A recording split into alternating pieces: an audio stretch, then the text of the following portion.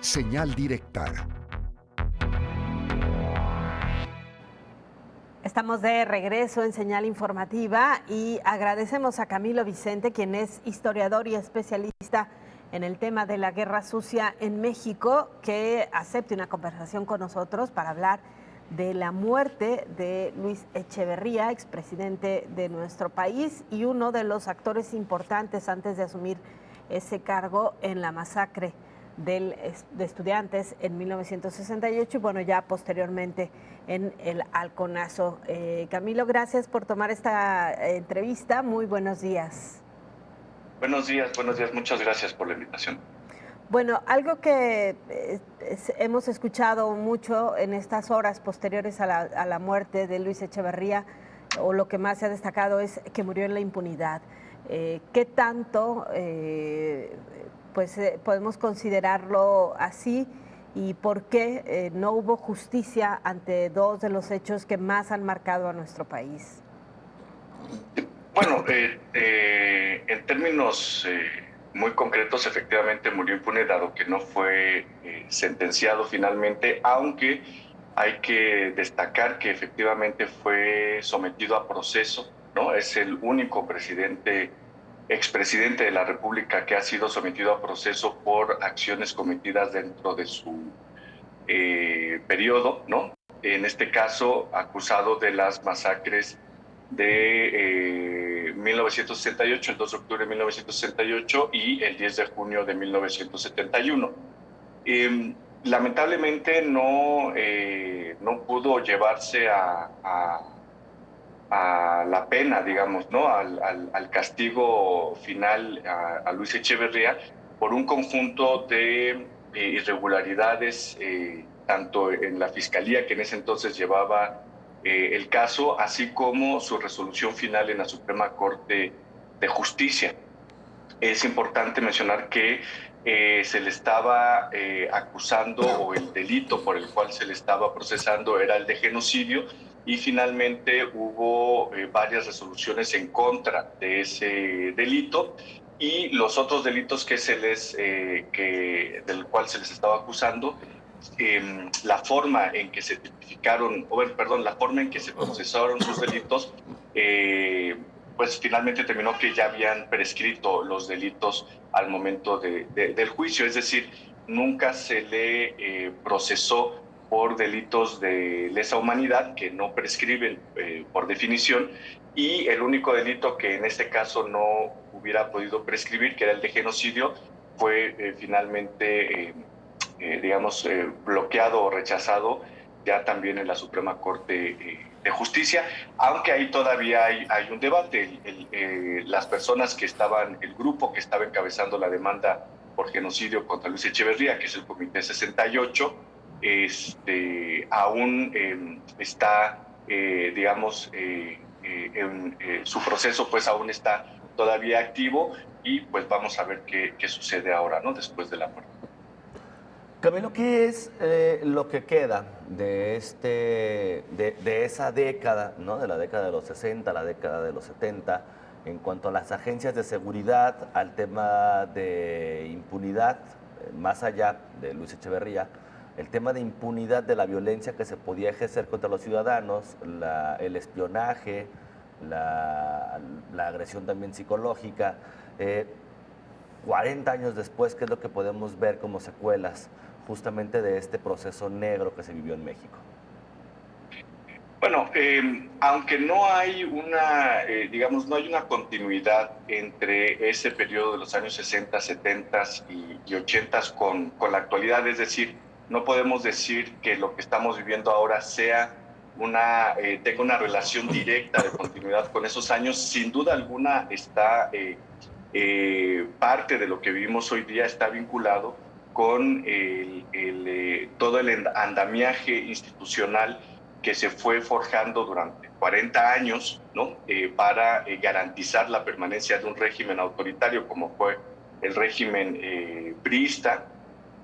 Ese andamiaje institucional, esas prácticas institucionales que garantizaban impunidad en términos del ejercicio del poder, pues quedaron inscritas muy profundamente en las estructuras, no solamente las estructuras de seguridad nacional, en el Poder Judicial, en la Administración Pública Federal, en las administraciones públicas locales y evidentemente en un conjunto de prácticas políticas ciudadanas y gubernamentales que estuvieron entretejidas en ese andamiaje político institucional para garantizar la impunidad del ejercicio del poder.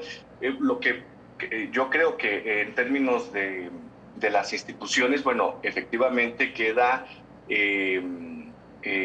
una estructura o un cuerpo importante de impunidad que se ha ido fragmentando. Es decir, sí, no podemos decir que en los últimos 30 años no haya sucedido nada, sí se ha ido resquebrajando ese núcleo. Sin embargo, todavía no podemos decir que vivimos plenamente en una sociedad y en un marco institucional plenamente democrático, y entendido democracia como forma de vida, no solamente como un conjunto de procedimientos políticos, sino como una forma de vida. Y quedan muchas estructuras de este viejo régimen ancladas en el nivel de lo local. También hay que entender que no todo se tejió a nivel federal o en las instituciones federales, sino que también la estructura de impunidad se tejió junto con las estructuras de poder a nivel local, ¿no? Entonces, queda bastante por combatir, pero me parece pues que después de los últimos 30 años, ha habido cambios relevantes, se ha ido resquebrajando poco a poco, pero bueno, en síntesis no podríamos cantar victoria totalmente, ¿no? Claro, Camilo, me gustaría que nos ayudaras a compartir, sobre todo para las nuevas generaciones que están pues quizá más alejadas de estos hechos, ¿cuál fue el papel que jugó Echeverría justamente en el movimiento del 68? ¿Por qué Díaz Ordaz se decide por él para la presidencia? ¿Y qué motivó también lo que sucedió posteriormente en el Halconazo? Sí, bueno, Echeverría durante el 68 era el secretario de Gobernación del presidente Díaz Ordaz, y por ser el secretario de Gobernación era el encargado de la política interior y finalmente el responsable de una de las estructuras coercitivas más importantes del país, que era la Secretaría de Gobernación, que tenía dos direcciones o dos áreas estrictamente encargadas de la seguridad interior y de la vigilancia política, que era la Dirección General de Investigaciones Políticas y Sociales y la Dirección Federal de Seguridad, pues que se encargaban de vigilar no solo a la disidencia política, sino también a otros actores políticos de derecha o propiamente del propio gobierno, del partido en el gobierno, que era el PRI, o sea, es decir, eran agencias de control político en su más amplio sentido, y junto con el Estado Mayor Presidencial, este cuerpo pretoriano que se encargaba de proteger, entre comillas, a la figura presidencial, junto con el Estado Mayor Presidencial, Echeverría coordinó la acción represiva del 2 de octubre de 1968 para terminar con las manifestaciones populares y estudiantiles. Y ahí hay que decir, el 2 de octubre se ha quedado encapsulado, por decirlo de alguna manera, en la noche de Tlatelolco, ¿no? O sea, es decir, el movimiento del 68 se ha quedado encapsulado en la noche de Tlatelolco y en la Ciudad de México. Pero lo que habría que aclarar es que en realidad era un movimiento social bastante amplio a nivel nacional, ¿no? Que se extiende antes del 68, es decir, las movilizaciones estudiantiles en Michoacán, en Sonora, en Chihuahua entre el 65 y el 67 fueron muy importantes.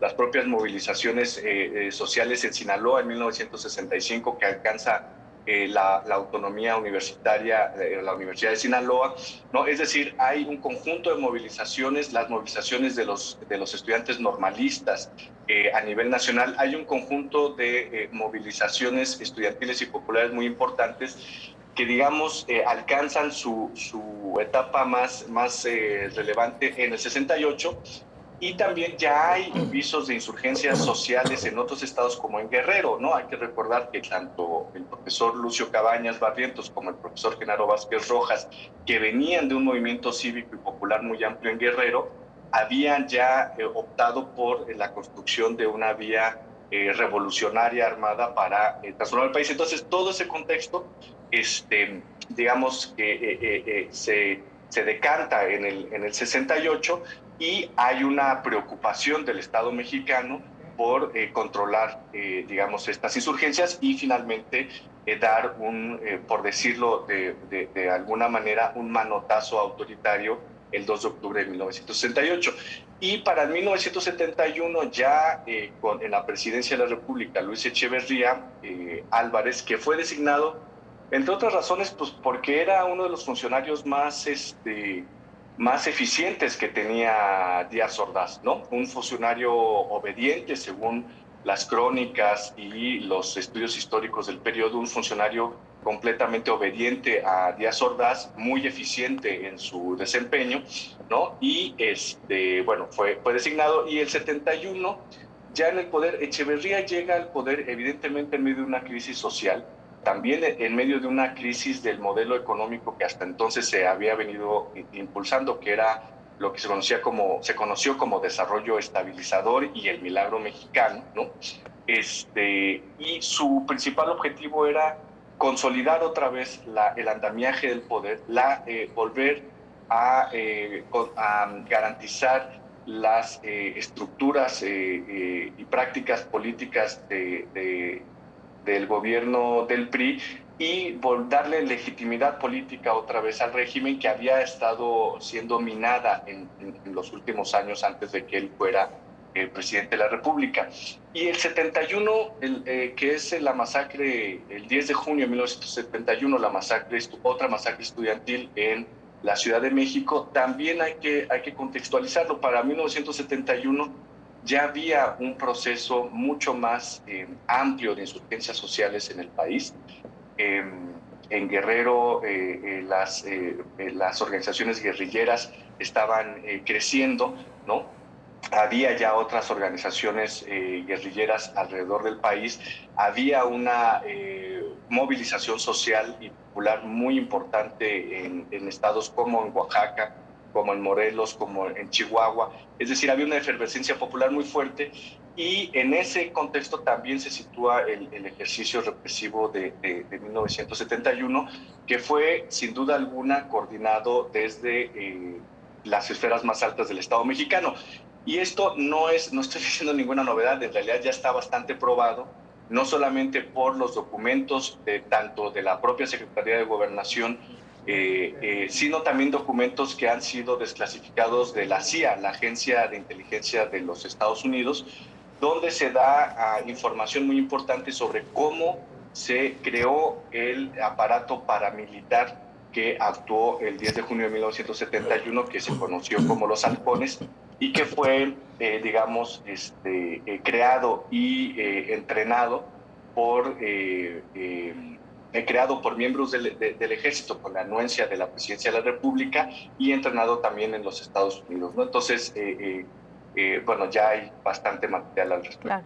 Camilo, te agradezco muchísimo que nos hayas compartido toda esta información y que nos ayudes a analizar pues lo que finalmente sucedió, además en un año en que se pone en marcha esta Comisión de la Verdad. Muchas gracias por tomar esta llamada.